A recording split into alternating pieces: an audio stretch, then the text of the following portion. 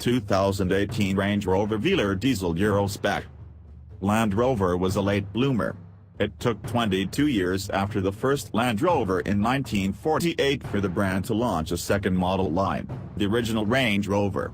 It took almost another 2 decades for that car to reach the United States, but well before then the combination of V8 performance, rugged utility, and smart design had set the archetype for the upmarket SUV in other parts of the world. These days Range Rover has become a brand in its own right, and the source of most of Jaguar Land Rover's profits. Which is why new members of the clan keep turning up. First was the Range Rover Sport, then the baby Evoque, and now the Velar, which splits the difference. It sits on the same aluminum architecture that underpins the Jaguar F-Pace, but it looks just as sleek, a fact that's reflected in the prices charged for it. But although Velar buyers will have to be moderately wealthy, that doesn't mean that they won't be averse to saving money on running costs. Which is why there will be the option of a diesel engine in the US, the same 180 horsepower 2.0-liter turbo diesel from the new Ingenium family that we've already seen in various Jaguar products. It's set to be sold at a modest $1,500 price premium over the 4-cylinder gasoline engine in the Velar's S, SE, and HSE grades. Although the 180 horsepower engine is available in Europe, it is restricted to the base Velar and Velar S, so our plush HSE example instead was packing the more powerful version of the same power plant. It adds a second turbocharger to boost output to 238 horsepower, making this Velar considerably quicker. Its factory-claimed 6.8 second 0 to 60 mph time is 1.6 seconds under that quoted for the 180 horsepower version. On the basis of our experience with the 180 horsepower diesel when we tested the Jaguar's 20D, we can safely predict that the US spec Velar diesel won't be a rocket ship to work of the town. Yet we can confirm that the idea of a compression ignition Velar is not a bad one. The combination of high torque at low engine speeds works particularly well with the car's relaxed dynamic demeanor, and under everyday use the diesel feels pretty much as effortless as its brawnier gasoline siblings.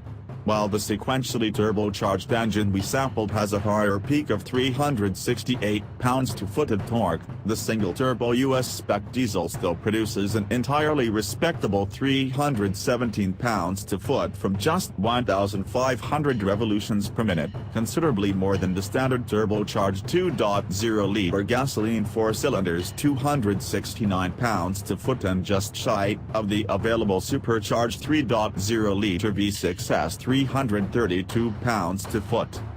Press it harder, the diesel betrays its lack of spark plugs and emits some surprisingly loud noises when pushed to upper RPM. It's so much happier when kept in its broad mid-range than when being asked to explore the top of the tachometer. It's possible the lower output engine will be quieter, but it will have to be worked harder to produce similar acceleration. Fortunately, the standard 8-speed automatic is particularly adept at keeping the engine in its sweet spot, and there's no need to extend beyond that in most passing maneuvers on 2-lane roads. Apart from the occasional diesel vibration passing through the firewall, refinement is excellent, with the Velar's cabin feeling well insulated from the outside world. Our test car came fitted with the optional air springs, which give a pillowy ride over larger bumps but maintain respectable body control over coarser undulations. It also affords a lowered access height and an off-road mode that raises the body by 1.8 inches at low speeds, increasing obstacle clearance to a respectable 9.9 inches, although we doubt that many Velar owners are planning a trip into the wilderness.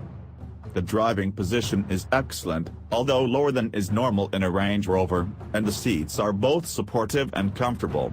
While the Velar clearly has been tuned for comfort rather than speed, the steering relays a respectable amount of communication, and responses are eager enough to make the Velar feel reasonably enthusiastic when asked to cope with the twisty road.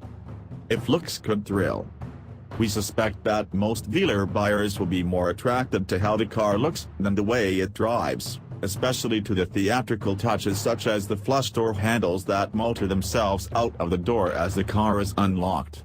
The cabin employs high-quality materials in a striking design, but there also are some gimmicky touches. The air vents are about half the height of those in most cars, presumably dictated by design, and they seem to work about half as well, blowing noisily as the climate control system fights to push air through them. The Touch Pro Duo user interface also looks better than it works, with the two touch screens duplicating some functions but being curiously reticent about others. There are two physical knobs whose functions are fluid and depend on which menu you've set the lower dashboard touch screen to. The volume knob, mercifully, controls only the volume, ditto the steering wheel control pads, which also can change function depending on the on-screen status of the digital gauge cluster. Meanwhile, despite the vast amount of real estate devoted to the screens, their touch points are relatively tiny. Even many of the fonts used in the gauge cluster are small and difficult to read at a glance. In the spirit of sampling forbidden fruit, we also took a brief spin in the more powerful diesel V6 Velar, which uses a 296 horsepower version of the 3.0-liter unit that powers TD6 versions of the Range Rover, including our now departed long-termer, Range Rover Sport, and Discovery. Although a far older engine architecture, dating back to a PSA/Ford joint venture in the early aughts, it delivers much more effortless thrust when pushed harder. And although the V6 can be noisy, the muscular hum it creates sounds better than the reedy four-cylinder. We should be sad it's not coming stateside. But, even in four-cylinder guise, the Velar diesel feels like a good alternative to the slightly overstressed base gasoline engine. Whether that jibes with the Velar style-based emotional play remains to be seen.